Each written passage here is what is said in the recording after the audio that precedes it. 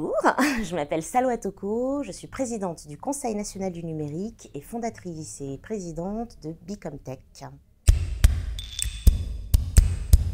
C'est un organe gouvernemental indépendant qui a pour objet de faire des recommandations et de la veille sur les enjeux du numérique dans le cadre des politiques publiques qui sont menées pour gérer la transition numérique du pays. Alors, on est 30 membres volontaires, bénévoles, nommés par le Premier ministre sur recommandation du secrétaire d'État au numérique. Donc nous, on est une mandature qui a débuté le 1er juin 2018, qui avait donc été nommée par Mounir Majoubi et Édouard Philippe. Et on est accompagné d'un secrétariat général, ce qu'on appelle un secrétariat général, qui est un groupe en fait d'une dizaine de personnes qu'on appelle des rapporteurs, qui sont en fait les membres permanents parce que c'est eux qui portent en fait et qui ossaturent l'ensemble des travaux que les membres décident de mettre en place. Et en ce qui concerne les sujets et les travaux que nous menons, chaque membre peut proposer des sujets soit en lien avec l'actualité, soit en lien avec une réflexion prospective sur le numérique et auxquels d'autres membres peuvent participer. Donc ça se fait sous des groupes de travail. L'originalité de notre mandature, c'est d'avoir décidé de monter deux commissions permanentes pour justement faire en sorte que les travaux du CNUM, qui existent depuis maintenant une petite dizaine d'années, continuent à exister et à réfléchir sur des actualités qui sont toujours en cours. Une première commission sur la sécurité, qu'on appelle numérique et sécurité humaine, donc qui va aborder tous les sujets de l'identité numérique, de la reconnaissance faciale, de la cybersécurité, de la gestion des contenus haineux en ligne et terroristes. Et une seconde commission, parce que là c'est un sujet qui me tient aussi très à cœur, qui est les femmes, qui s'appelle Genre et numérique, pour que l'on puisse avoir sur l'ensemble de nos travaux toujours un regard pertinent et incisif sur comment est traitée la question des femmes dans les politiques publiques du numérique. Alors, Bicomtech est donc c'est une association. C'est une association que j'ai montée il y a maintenant 2 ans, que j'ai cofondée avec Dorothée Roch, qui est une ancienne membre comme moi de FAS Seine-Saint-Denis, donc l'organe, la fondation pour laquelle nous travaillons. Et Bicomtech, en fait, c'est le next step d'une initiative que j'avais menée entre 2014 et 2017 en Seine-Saint-Denis sur un programme d'initiation à la programmation informatique destinée exclusivement aux filles de 3e et de seconde. Et c'était parti du constat, tout simplement, et un constat malheureusement qui continue à persister, qu'il y a bien trop peu de femmes dans l'univers technique de l'informatique.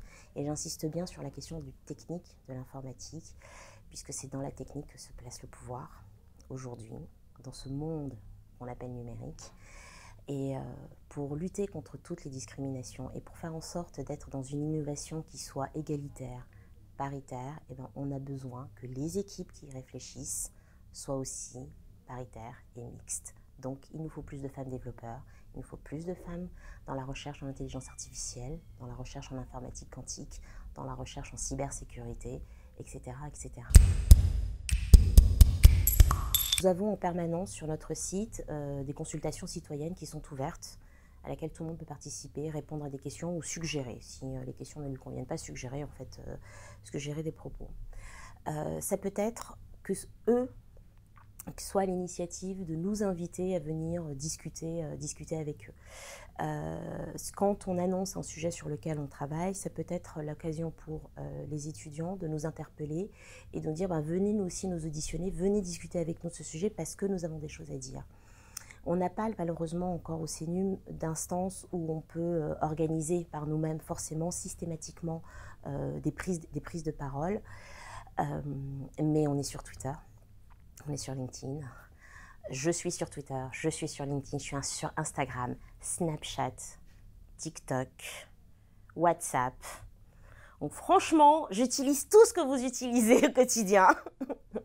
Et ça, merci de travailler avec des adolescentes, voilà, ça vous oblige à. Donc moi, en tous les cas, on peut m'interpeller systématiquement. Mais suivez notre actualité via notre site. Et venez en fait nous proposer de vous rencontrer. Faites-nous des propositions de recommandations. Dites-nous, nous à l'école, on aimerait bien en fait que dans nos formats pédagogiques, on parle plus de ça, ça, ça et ça. Nous, ça peut être un sujet, on peut en faire un sujet de réflexion, vous accompagner là-dessus. Il y a mille et une façons en fait de s'impliquer, et c'est un autre type en fait de participation citoyenne de la vie d'aujourd'hui. Il faut juste oser le faire.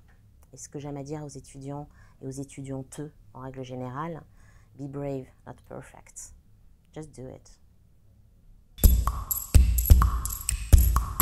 Devenez des citoyens participatifs. Venez participer, venez hacker les instances de pouvoir, venez hacker les organismes. On a besoin de vous. On ne voudra peut-être pas le reconnaître au début parce que, vous le savez, les adultes quelquefois sont des vieux ronchons, rogues. Mais on est suffisamment intelligent pour comprendre à un moment donné qu'on a aussi besoin de vous. Et plus vous serez nombreux, plus vous nous alerterez, plus vous serez accueillis et plus on travaillera ensemble. Donc venez nous voir. N'hésitez pas à nous interpeller, n'hésitez pas à nous solliciter, n'hésitez pas à nous titiller, c'est très important.